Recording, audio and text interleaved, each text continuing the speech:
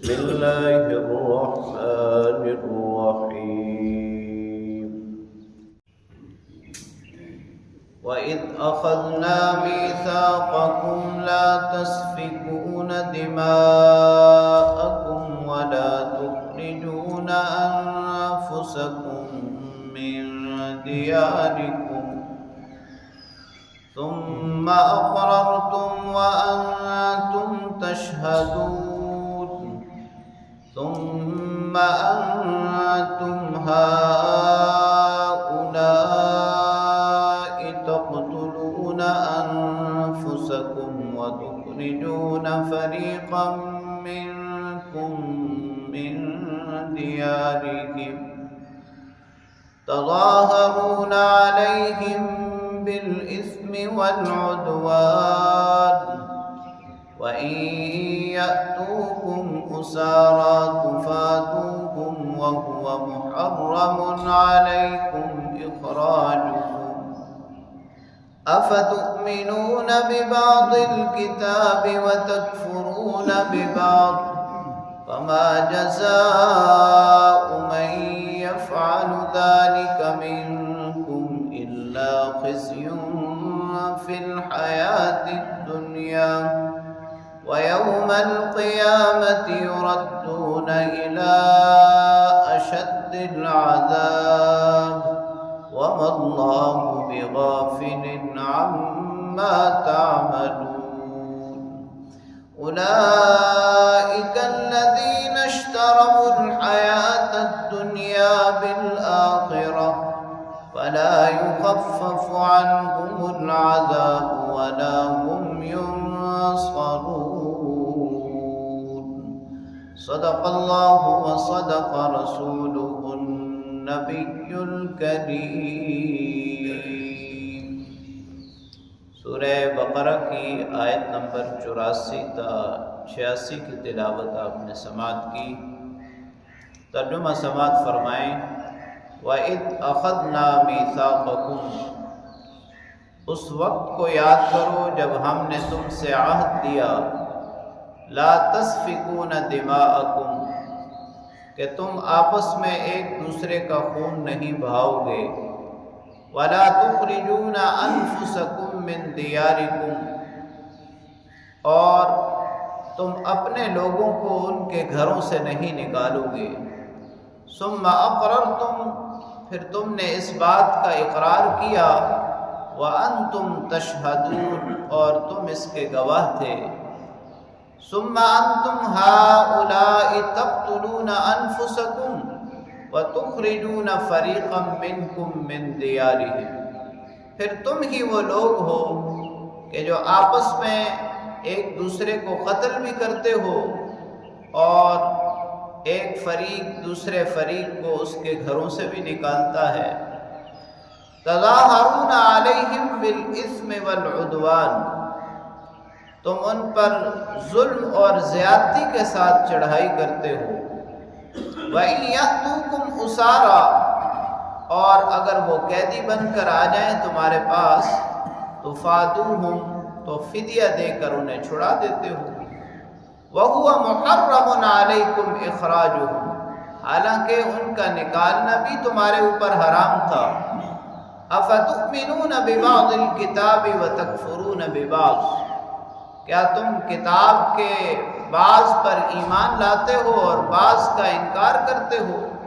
فَمَا جَزَاءُ مَن يَفْعَلُ ذَلِكَ مِنكُمْ، بس جو شخص یہ معاملہ کرے تم ہی بتاؤ اس کا بدلہ کیا ہے. إِلَّا خِزْيٌ فِي الْحَيَاةِ الدُّنْيَا، سوائے اس کے کہ دنیا کی زندگی میں رسوائی ہو. وَيَوْمَ الْقِيَامَةِ يُرَدُّونَ إِلَىٰ أَشَدِّ الْعَذَابِ، اور روز قیامت اس کو سخت عذاب کی طرف بھیج دیا جائے. وَمَا اللَّهُ بِغَافِلٍ عَمَّا تَعْمَلُونَ، جو کچھ تم کرتے ہو اللہ اس سے غافل نہیں ہے. أُولَٰئِكَ الَّذِينَ اشْتَرَوُا الْحَيَاةَ الدُّنْيَا بِالْآخِرَةِ، یہی وہ لوگ ہیں جنہوں نے آخرت کے بدلے دنیا کی زندگی کو خرید لیا ہے. فَلَا يُخَفَّفُ عَنْهُمُ الْعَذَابُ، ان سے نہ تو عذاب کم ہوگا، وَلَا هُمْ يُنصَرُونَ، اور نہ ہی ان کی مدد کی جائے گی. بنی اسرائیل کے میثاق کا ذکر ہو رہا تھا۔ اللہ تعالیٰ نے بنی اسرائیل سے جو وعدے کیے، ان پر جو چیزیں لازم اور فرض کی، تو اللہ کریم نے ان پر جو چیزیں لازم کی تھیں ان میں سے پہلا وعدہ یہ تھا کہ تم آپس میں قتل و قتال نہیں کرو گے، یعنی بنی اسرائیل ایک دوسرے کو قتل نہیں کریں گے، اور نہ ہی کسی اپنے آدمی کو ملک بدر کرو گے، وطن چھوڑنے پر، اپنا گھر چھوڑنے پر مجبور کرو گے۔ اور تیسری بات یہ تھی کہ اگر خدا نخواستہ تم میں سے کوئی قید ہو جاتا ہے تو تمام لوگ فدیہ دے کر اس کو چھڑا دیں گے۔ اب جو پہلے دو حکم تھے اس پر تو انہوں نے عمل نہ کیا، یعنی قتل و قتال بھی جاری رہا اور اختلاف کی صورت میں گھر چھوڑنے پر مجبور بھی کرتے رہے، لیکن جب بات قیدی کی ہوتی تو پھر فدیہ دے کر سارے مل کے فدیہ دے کر چھڑا لیتے۔ نبی کریم صلی اللہ علیہ وسلم کی بعثت سے پہلے مدینہ منورہ میں دو گروہ آباد تھے، دو قبیلے آباد تھے، اوس اور خزرج، اور مدینہ کے ارد گرد میں جو یہودی آباد تھے ان کے بھی بڑے دو ہی قبیلے تھے، بنو قریظہ اور بنو نذیر۔ اب بنو قریظہ کے ساتھ معاہدہ تھا اوس کا اور بنو نذیر کے ساتھ خزرج کا، تو جب ان کی آپس میں لڑائی ہوتی اوس اور خزرج کی تو ہر فریق اپنے حلیف کا ساتھ دیتا اور اپنے حلیف کا ساتھ دے کے اپنے ہی یہودیوں کو قتل بھی کرتے اور وطن چھوڑنے پر مجبور بھی کرتے، اور جب جنگ والا معاملہ ختم ہو جاتا تو پھر فدیہ دے کر چھڑا لیتے۔ اللہ کریم نے ان کو اسی بات پر متنبہ فرمایا کہ جب تم سے یہ وعدہ لیا گیا تھا اور تم نے اس کا اقرار بھی کیا اور تم خود ہی اس پر گواہ بھی ہو، تو پھر تم اس پر مکمل عمل کیوں نہیں کرتے؟ یعنی کتاب کے بعض حصے پر تو تم ایمان لاتے ہو اور بعض کا انکار کرتے ہو، یعنی پہلی دو باتیں بھی تو تمہارے اوپر فرض تھی، ان میں تو تم کتاب کا کوئی خیال نہیں رکھتے، اور جب تیسری بات کا معاملہ آتا ہے تو پھر فدیہ دے کر چھڑا لیتے ہو۔ پھر اللہ کریم سوالیہ انداز میں ہی ان سے پوچھ رہے ہیں کہ جو لوگ یہ معاملہ کریں اس کا بدلہ کیا ہے، اس کی سزا کیا ہے؟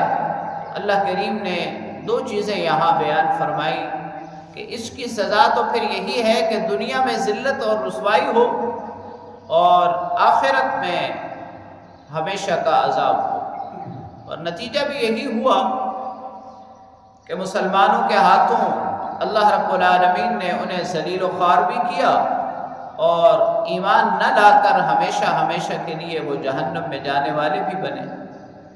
آخر میں اللہ کریم نے عمومی نتیجہ بیان فرمایا کہ جو لوگ آخرت کی زندگی کے مقابلے میں دنیا کی زندگی کو ترجیح دیتے ہیں، دنیا کی زندگی کو خرید لیتے ہیں، تو ان کے عذاب میں بھی کمی نہیں ہوتی اور نہ ہی ان کی مدد کی جاتی ہے، یعنی دنیا میں بھی ذلت اور رسوائی ہی ان کا مقدر ہے، اور روز قیامت ابدی عذاب تو ان کے لیے ہے۔ معلوم ہوا کہ کچھ احکام پر عمل کرنا اور کچھ احکام کو چھوڑ دینا یہ یہودیوں کا طرز عمل ہے۔ اہل ایمان مسلمان اللہ رب العالمین ان کو اس روایت سے اور اس روش سے محفوظ فرمائے۔